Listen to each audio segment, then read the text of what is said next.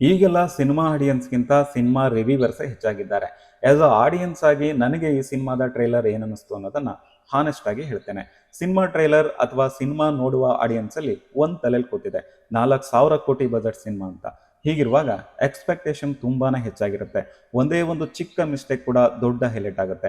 4 ನಿಮಿಷಕ್ಕಿಂತ ದೀರ್ಘವಾಗಿರುವ ಟ್ರೈಲರ್ನಲ್ಲಿ ರಾಮಾಯಣದ ದೃಶ್ಯ ವೈಭವವನ್ನ ನೀಟಾಗಿ ಎಕ್ಸಿಕ್ಯೂಟ್ ಮಾಡಿದ್ದಾರೆ.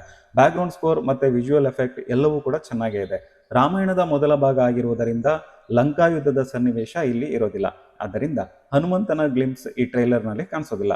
ಪೋಷಕ ಪಾತ್ರಗಳ ಮೇಲೆ ಅಷ್ಟೇನೂ ನಿರೀಕ್ಷೆ ಇಲ್ಲದೆ ಇರುವುದರಿಂದ ಅವುಗಳ ಬಗ್ಗೆ ಯಾವುದೇ ಕಂಪ್ಲೇಂಟ್ ಇಲ್ಲ.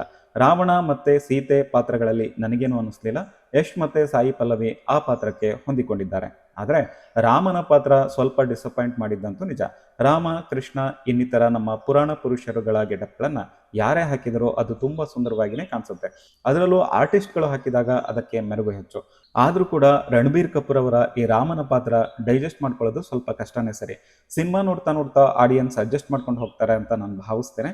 ಇನ್ನು ಈ ಸಿನಿಮಾದವ್ರ ಬಗ್ಗೆ ನೋಡೋದಾದ್ರೆ, ವಾಲ್ಮೀಕಿ ರಾಮಾಯಣ, ವ್ಯಾಸ ಮಹಾಭಾರತದ ಮೂಲ ಕಥೆಯನ್ನ ಇಟ್ಕೊಂಡು ಸಿನಿಮಾ ಮಾಡಿದ್ರೆ ರಾಂಗ್ ಮೆಸೇಜ್ ಸಮಾಜಕ್ಕೆ ಹೋಗಲ್ಲ.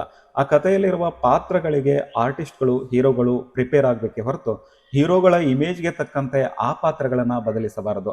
ಭಕ್ತ ಪ್ರಹ್ಲಾದ ಸಿನಿಮಾದಲ್ಲಿ ಹಿರಣ್ಯಕಶಿಪುವಿನ ಪಾತ್ರದಲ್ಲಿ ಅಣ್ಣವರ ಪಾತ್ರವನ್ನ ನೋಡಿದ್ರೆ ಗೊತ್ತಾಗುತ್ತೆ. ಆದರೆ ಕುರುಕ್ಷೇತ್ರ ಸಿನಿಮಾದಲ್ಲಿ ವ್ಯಾಸ ಮಹಾಭಾರತದ ದುರ್ಯೋಧನನ ಪಾತ್ರವನ್ನ ದರ್ಶನ್ ಹೀರೋಯಿಸಂಗೋಸ್ಕರ ಬದಲಿಸಿದ್ದು ಸಮಾಜಕ್ಕೆ ತಪ್ಪು ಸಂದೇಶವನ್ನ ನೀಡಿತ್ತು. ಈ ರಾಮಾಯಣದಲ್ಲಿ ವಾಲ್ಮೀಕಿ ರಾಮಾಯಣದ ರಾವಣನ ಕ್ಯಾರೆಕ್ಟರ್ಗೆ ಎಷ್ಟು ಪ್ರಿಪೇರ್ ಆಗಿದ್ದಾರೆ ಅಂತ ನಾನು ಭಾವಿಸ್ತೀನಿ. ಸಿನಿಮಾದಲ್ಲಿ ನೋಡೋಣ. ಇತ್ತೀಚಿನ ದಿನಗಳಲ್ಲಿ AI ಅವಳಿ ಹೆಚ್ಚು.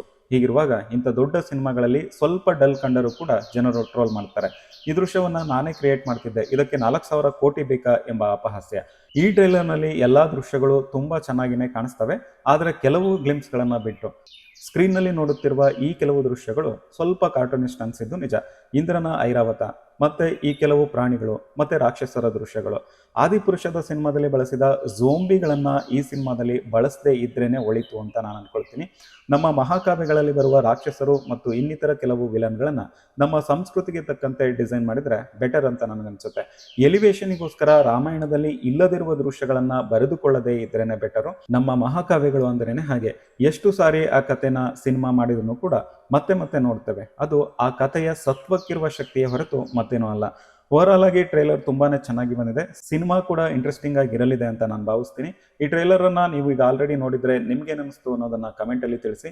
ಈ ವಿಡಿಯೋ ಇಷ್ಟ ಆಗಿದ್ರೆ ಒಂದು ಲೈಕ್ ಮಾಡಿ, ಹೊಸಬರಾಗಿದ್ರೆ ನಮ್ಮ ಅನದರ್ ಫೇಸ್ ಅಂತಕ್ಕಂಥ ಚಾನಲ್ ಅನ್ನ ಸಬ್ಸ್ಕ್ರೈಬ್ ಮಾಡಿ ಅಂತ ಹೇಳ್ತಾ ಇಷ್ಟೊತ್ತು ನಮ್ಮ ವಿಡಿಯೋನ ನೋಡಿದ್ದಕ್ಕಾಗಿ ತಮಗೆಲ್ಲರಿಗೂ ಧನ್ಯವಾದಗಳು. Thank you so much for watching.